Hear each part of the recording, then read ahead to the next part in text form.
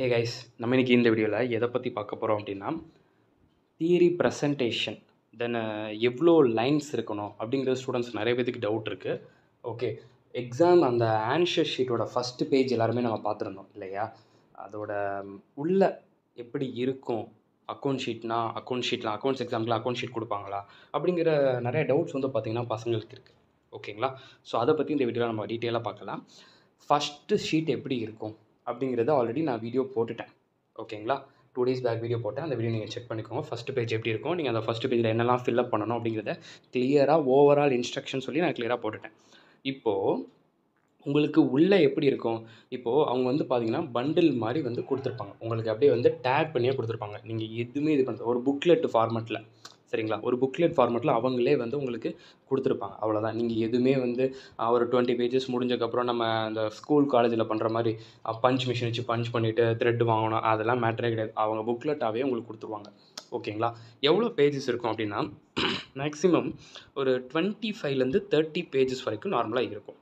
Okay, இது ஃபுல்லாக நீங்கள் யூஸ் பண்ணிக்கலாம். சரி ப்ரோ, இன்கேஸ் எனக்கு இது பத்தலைன்னா நான் அடிஷ்னல் ஷீட்டு வாங்கிக்கலாமான்னா தாராளமாக நீங்கள் வாங்கிக்கலாம்.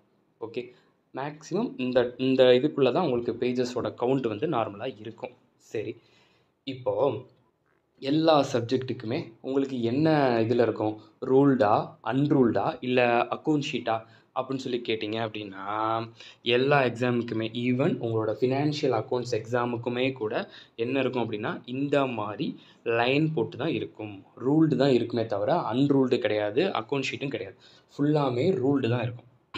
ஓகே, இப்போது இங்கே கூட லைனிங் வந்து ரொம்ப பக்கத்தில் இருக்குது. அங்கே கொஞ்சம் கேப் இருக்கும். சரிங்களா? நீங்கள் ரொம்ப இடிச்சு லைன் குட்டி குட்டியாக இருக்குமா அப்படிலாம் நினச்சிக்கோன்னா கொஞ்சம் கேப் இருக்கும். ஓகே, இப்போ நான் வந்து ஒரு ஃபார்மெட்டுக்கு காமிக்கிறேன்.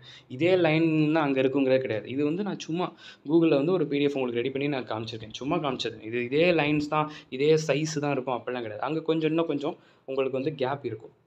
சரிங்களா? ஓகே, இப்போ எப்படி ப்ரெசென்ட் பண்ணுறது? இப்போ ஃபஸ்ட்டு பேஜ் நீங்கள் முடிச்சிட்டிங்கன்னு இமேஜின் பண்ணிக்கோங்க. சரிங்களா? இப்போ ஃபஸ்ட் பேஜ்னால் அந்த ஃபஸ்ட்டு ஃப்ரண்ட் பேஜ் இருக்குல்ல, அந்த பேஜை முடிச்சாச்சு. இப்போ அவங்க என்ன பண்ணியிருப்பாங்க, செக்ஷன் பியோ செக்ஷன் சியோ என்னமோ கொடுத்துருக்கு. 2லேருந்து உங்களுக்கு 2 3 4 5 6 7 8 2லேருந்து 8 வரைக்கும் அப்படின்னு சொல்லி கொடுத்துட்டு எல்லா சப்ஜெக்ட்டுக்குமே தான் சொல்கிறேன். ஓகே, 2லேருந்து 8 வரைக்கும் அப்படின்னு சொல்லி கொடுத்துட்டு என்ன சொல்லியிருப்பாங்க, எனி 5 கொஷின்ஸ் அட்டன் பண்ணுங்க அப்படின்னு சொல்லியிருப்பாங்க இல்லையா? ஓகே, ஃபார் எக்ஸாம்பிள் எடுத்துக்கிட்டிங்கன்னா இப்போ 2லேருந்து 8 இருக்குன்னு வச்சுக்கோங்க. இப்போ இது 2லேருந்து 5 வரைக்கும் வந்து பார்த்திங்கன்னா ஒரு கார்ப்பரேட் அக்கௌண்ட்ஸ் எடுத்துக்கிட்டிங்கன்னா 2லேருந்து 5 ஃபுல்லாக கார்ப்பரேட் அக்கௌண்ட்ஸ் இருக்கும். அந்த 6லேருந்து 8 வந்து என்ன இருக்கும், ஆடிட்டிங் இருக்கும். ஓகே, எதுனாலும் நீங்கள் எழுதிக்கலாம். அவங்கள பொறுத்த மட்டும் என்னென்னா எனி 5, அவ்வளோதான். 5 எழுதணும். ஓகே, அந்த 5ங்கிறது எப்படி இருக்கணும், ஃபார் எக்ஸாம்பிள் இப்போ 2 நீங்கள் சூஸ் பண்ணுறீங்க அப்படின்னா 2A இருக்குது, B இருக்குது, C இருக்குன்னா 2Aவும் எழுதணும், Bயும் எழுதணும், Cயும் எழுதணும். சரி, இப்போ ஏக்கு எவ்வளோ மார்க்கு, ஒரு எக்ஸாம்பிளுக்கு ஏக்கு வந்து ஒரு 7 மார்க் வச்சுக்கோங்க, பிக்கு வந்து ஒரு 4 மார்க் வச்சுக்கோங்க, சிக்கு வந்து ஒரு 3 மார்க் வச்சுக்கோங்க. சரி, இப்போ ஏபிசி 3மே எழுதுனா தான் எனக்கு மார்க் கிடைக்குமா அப்படின்னு சொல்லி கேட்டிங்கன்னா அப்படி கிடையாது. ஓகேங்களா? நம்ம கவுண்ட்டு வந்து அங்கே என்ன, அவங்க என்ன சொல்லியிருக்காங்க, எனி 5 அப்படின்னு சொல்லியிருக்காங்க. அந்த எனி 5ங்கிறத 2A மட்டும் எழுதுனா 1 அப்படி நீங்கள் மீன் பண்ணக்கூடாது. 2வை சூஸ் பண்ணிட்டீங்கன்னா 2A இருக்குது, B இருக்குது, C இருக்குது, 3 சேர்ந்து தான் அந்த எனி 1 அப்படிங்கிற கேட்டகரியில் இருக்குல்ல, அந்த 3 சேர்ந்தால் தான் அந்த ஒரு கொஷின் ஃபுல்ஃபில் ஆகுது உங்களுக்கு. சும்மா நீங்கள் 2A மட்டும் போடுறனால ஒரு கொஷின் ஃபுல்ஃபில் ஆகாது. சரிங்களா? அந்த எனி 1 அப்படின்னு சொல்கிறாங்கல்ல, அது என்ன கான்செப்ட், என்ன கேட்டகரியில் வந்து நமக்கு சொல்கிறாங்க, அதை நல்லா வச்சுக்கோங்க. சரிங்களா? ஏன்னா என்ன கேட்டகரியில் நம்ம சொல்கிறோன்னா, இப்போது நார்மலாக வந்து எம்சிக்யூ வந்து நமக்கு 30 மார்க்ஸ் இல்லையா, 30 மார்க்ஸ். ஓகே, அப்புறம் இது வந்து இப்போ எவ்வளோ கேட்டிருக்காங்க, ஏபி 14 × 5 = பார்த்தோன்னா எவ்வளோ வரும், 70 வருமா, அவ்வளோதான், 100 மார்க்ஸ். 14 × 5ங்கிறது எப்படி நான் போட்டேன், எப்படி போட்டேன்னா 5 கொஷின்ஸ் எழுத சொல்லியிருக்காங்க. ஓகே, 5ங்கிறது சும்மா வெறும் 5ஆ இல்லை, ஏவும் பியும் சேர்ந்தால் தான் அங்கே ஒரு கொஷின், 3ல் ஏவும் பியும் சேர்ந்தால் தான் அங்கே ஒரு கொஷின். ஸோ அந்த மாதிரி புரியுதுங்களா? இப்போ நான் இங்கே போட்டிருக்கேன்ல 2ABC போட்டிருக்கலாம், அந்த 3 டோட்டல் போட்டு பாருங்கள், உங்களுக்கு எவ்வளோ வரும், 14 மார்க்ஸ் வருதா? ஸோ இதுதான் கான்செப்ட். ஓகே, இவ்வளோ தான், இதுதான், அது சேர்ந்தால் தான் ஒரு கொஸ்டின். நிறைய பேர் தப்பாக புரிஞ்சுக்கிறாங்க, 2A மட்டும் எழுதிக்கிறது, அந்த சைடு 3A எழுதிடுறது, அப்போ 2 கொஷின் ரைட் பண்ணிட்டோம் அப்படின்னு வந்து மீன் பண்ணி அது தப்பாக புரிஞ்சுக்கிறது, அப்படிலாம் கிடையாது.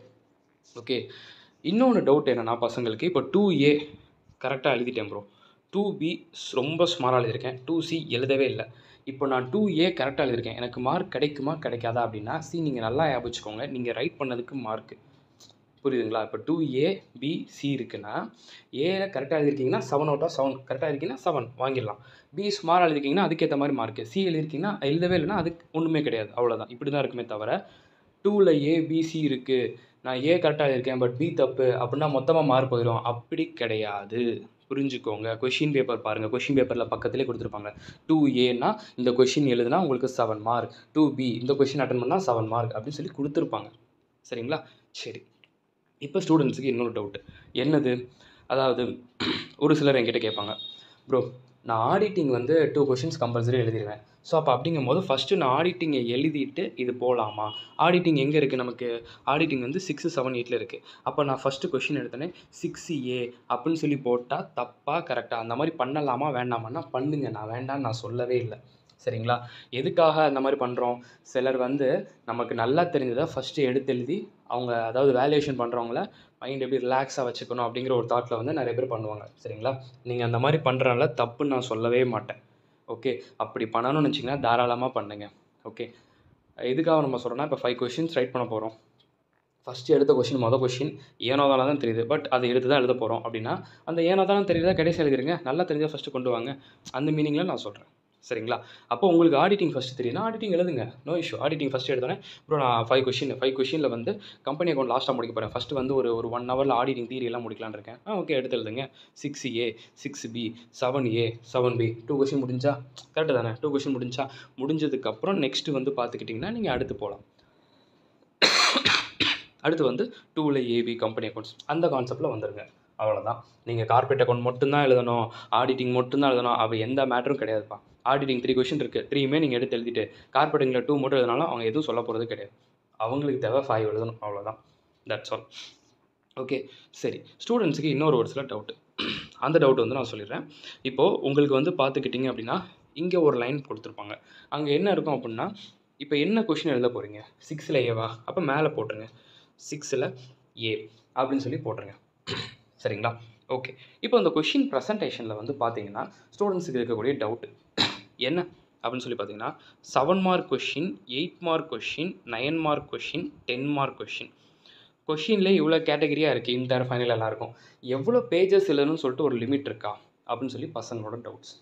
நான் என்ன சொல்கிறேன்னா 7 மார்க் கொஷினுக்கு கம்பல்சரி 2லேருந்து 2.5 பேஜஸ் எழுதியா 2 பேஜஸ் கண்டிப்பாக இருக்கணும், கண்டிப்பாக கம்பல்சரி 2 பேஜஸ் இருந்தே ஆகணும் 7 மார்க் கொஷின். 8 மார்க் கொஷினாக இருந்துச்சுன்னா ஒரு 2.5 பேஜஸ்லேருந்து ஒரு 3 பேஜஸ் வரைக்கும் போகலாம். 8 மார்க்குக்கும் 9 மார்க்குக்கும் கண்டிப்பாக ஒரு 3 பேஜஸ் எழுதுனா மட்டும்தான் உங்களுக்கு மார்க் கிடைக்கும். அதுக்காக பேஜஸை ஃபில் பண்ணணும்னு சொல்லிட்டு சும்மா ஃபில் பண்ணக்கூடாது, கான்செப்ஷுவலாக இருக்கணும். நீங்கள் கேட்ட பேஜஸுக்கு நான் ஒரு எக்ஸாம்பிள் நான் சொல்கிறேனே தவிர சும்மா நம்ம 3 பேஜஸ் எழுதினாலும் மார்க் கொடுக்க மாட்டாங்க. சரிங்களா? 3 பேஜஸ்ங்கிறது அங்கே இருந்தால் ஒரு டீசெண்டாக ஒரு 8க்கு ஒரு 6 மார்க் வேணால் கிடைக்கும்.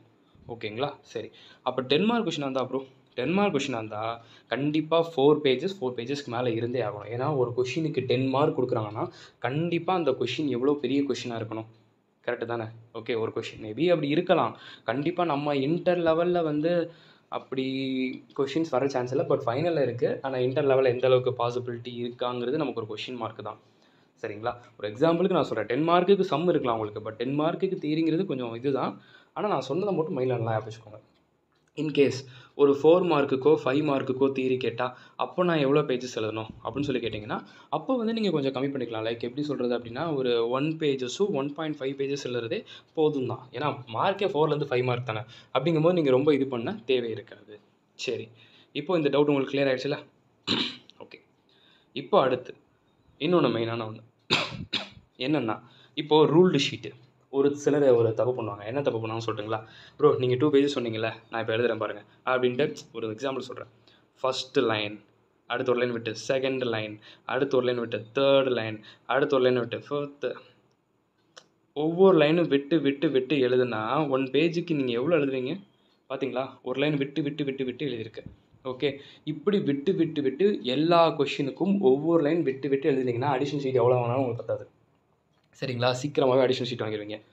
ஓகே, பார்க்கையும் நீட்டாக இருக்கணும்ப்பா, மார்க்கும் நல்லா வாங்கணும்னா தயவு செஞ்சு இந்த தப்பை யாரும் பண்ணிடாதீங்க. எந்த சப்ஜெக்ட்னாலும் எடுத்துக்கோங்க, land ethics, OMSM, management accounting, எந்த சப்ஜெக்ட் எடுத்தாலும் சரி, ஒரு லைன் விட்டு விட்டு விட்டு எழுதுனா கொஞ்சம் பார்க்க பேஜஸ் நிறையா போகும்ல ப்ரோ. இதுதான் என்னோடய ஸ்ட்ராட்டஜி. தப்பான ஸ்ட்ராட்டஜி. தயவு செஞ்சு அந்த ஸ்ட்ராட்டஜியை யூஸ் பண்ணவே பண்ணிடாதீங்க. சரிங்களா? மார்க் வாங்கணுங்கிற ஆசை இருந்துச்சுன்னா இந்த தப்பை தயவு செஞ்சு பண்ணாதீங்க. ஓகே, இது ராங். சரிங்களா? சரி, அப்போ என்ன சொல்கிறீங்க நீங்கள் அப்படின்னு கேட்டிங்கன்னா, எந்த சப்ஜெக்ட்னாலும் எடுத்துக்கோங்க.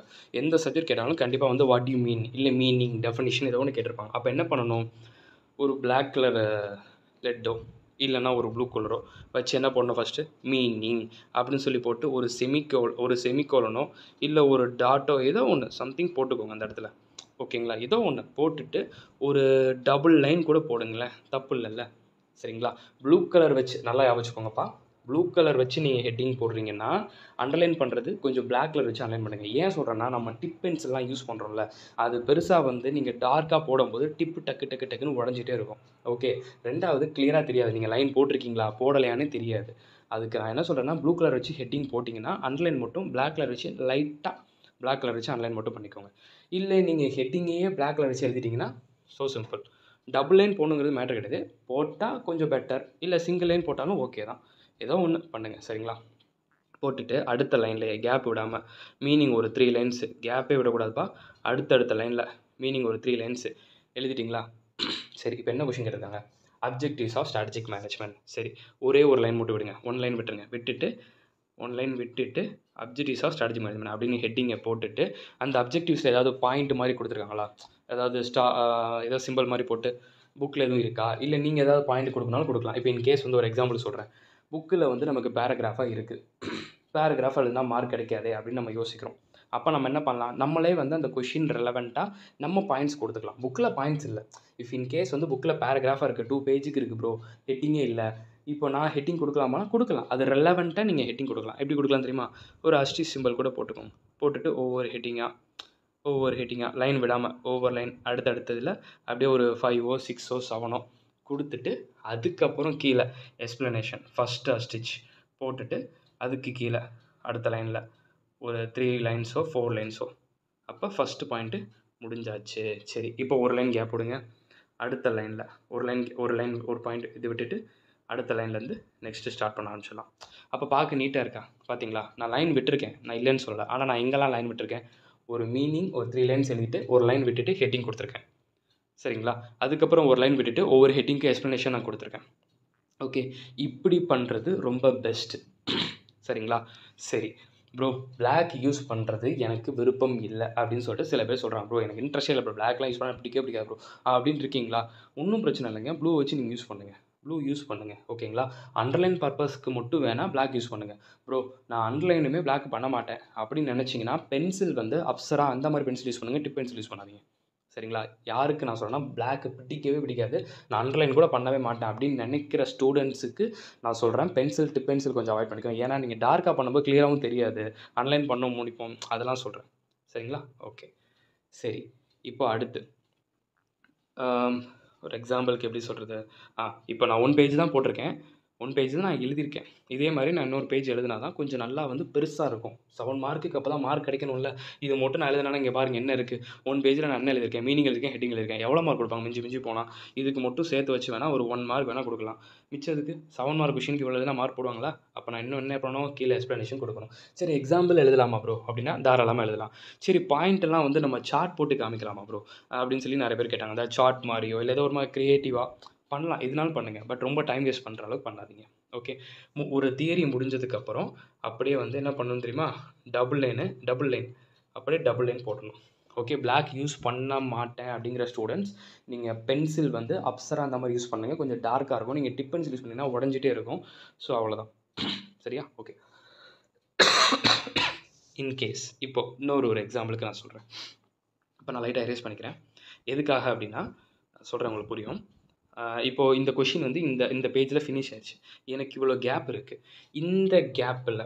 இந்த கேப்பில் நான் வந்து லைன் இங்கே போட்டுட்டு கீழேயே 6B அப்படின்னு சொல்லி எழுத வேண்டாம்.